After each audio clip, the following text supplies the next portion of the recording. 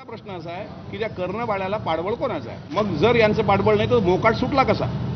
आज कुछ भी हो जाए, मी भारतीय संविधानात शपथ घेऊन सांगतो, तसंही माझं वय 40 वर्ष झालंय, माझी मुलगी सक्षम झालेली आहे 8वी 10वीत. एक तो मैं मरूंगा या तो इन सालों को लेके डूब के मरूंगा. तुम्ही पोलिसांवर प्रश्नचिन्ह निर्माण करतायत, परंतु सरकार तुमचं आहे, गृह खातं तुमच्याकडे. सोडा हो तिकडं. सरकार माझं आहे, मी सरकारमधला एक सामान्य सदस्य आहे ना. सरकार माझं आहे, सरकार माझं आहे, हे तुमचं म्हणणं बरोबर आहे. पण मग सरकारमधल्या 2 प्रमुख नेत्यांनी फोन केल्यावर पोलीस का सिरियस नाहीत? उपमुख्यमंत्री अजितदादांनी फोन केला, उपमुख्यमंत्री आणि गृहमंत्री देवेंद्र फडणवीसांनी फोन केला, आता काही मिनिटापूर्वी अंबादास दानवेंचा फोन एसपींना आला. का सिरियस नाही अकोला पोलीस?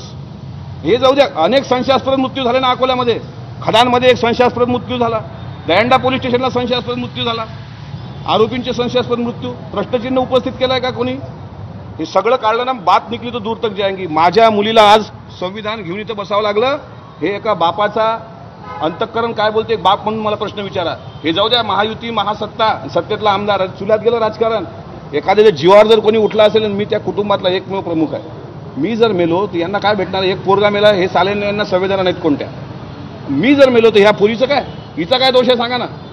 कालची तुम्हाला आणखी घटना सांगतो की ज्या गाडीवर या हरामखोरांनी हल्ला केला, 5 मिनिटापूर्वी आरडीजी जे पब्लिक स्कूल आहे तिथं माझा 3 वर्षाचा मुलगा माझ्या ड्रायव्हरनी त्याला त्या गाडीतच सोडलं होतं.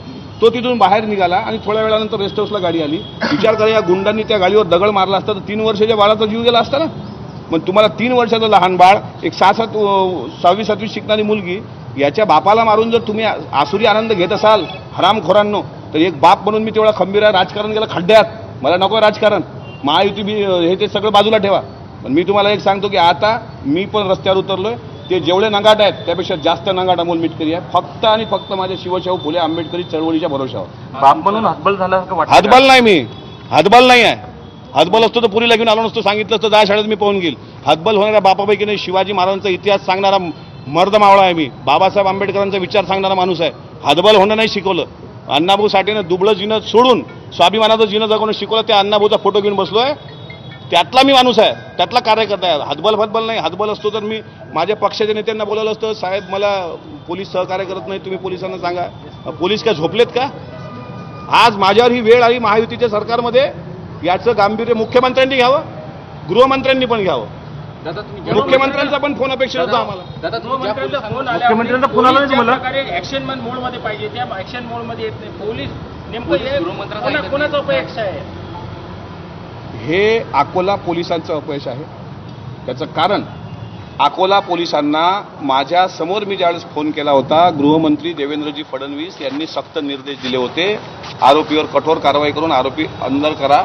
वाटल्यास तुम्ही माझ्यानंतर एसपी साहेबांना विचारू शकता. त्याच्यानंतर स्वतः अजितदादांनी या सगळ्या घटनेची माहिती घेतली होती. माननीय मुख्यमंत्र्यांचा मला अद्याप फोन आलेला नाही.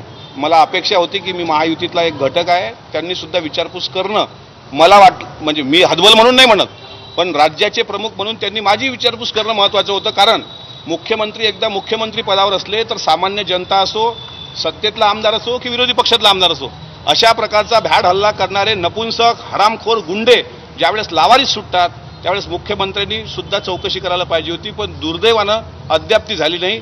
हे सांगताना मी यत्किंचितही घाबरत नाही. मनसेच्या इथल्या कार्यकर्त्यांना वाचवण्याचा स्थानिक भाजपच्या काही आमदारांचा अधिकाऱ्यांचा पदाधिकाऱ्यांचा किंवा आमदारांचा प्रयत्न होता का असं वाटतं? त्याचा शोध घेतला पाहिजे.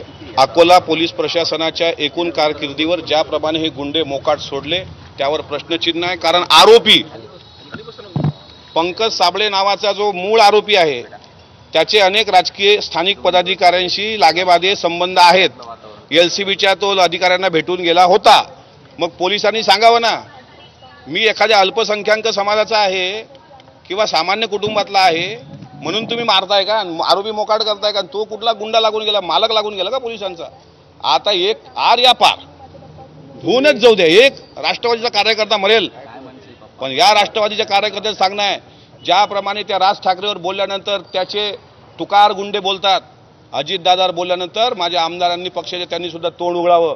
अजितदादा आपले नेते आहेत एवढी हे न ठेवता भूमिका की कोण कुठचा राज ठाकरे थेट आमच्या अजितदादांवर बोलतोय, तुम्ही शांत आहात, त्यांचे तुकार गुंडे बोलतायत. आज काही होऊ द्यात, माझा विश्वास आहे पोलिसावर नाही, पण भारतीय संविधानावर माझा विश्वास आहे आणि या संविधानाला धरूनच मी संविधानिक मार्गाने आंदोलन भाजपच्या करायचं. अकोल्यातल्या 4 पैकी कोणता आमदार भेटला का तुम्हाला 2 दिवसात?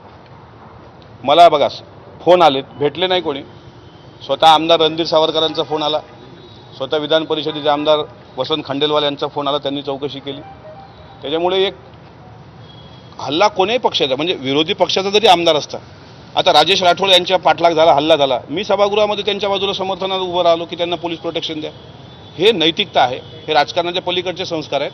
त्यामुळे मला काँग्रेसचे आमदारांचे फोन आले, शिवसेनेचे आमदारांचे फोन आले, जिल्ह्यातल्या नाही राज्यभरातल्या, आणि सर्व मित्र म्हणून सोबत आहेत माझे.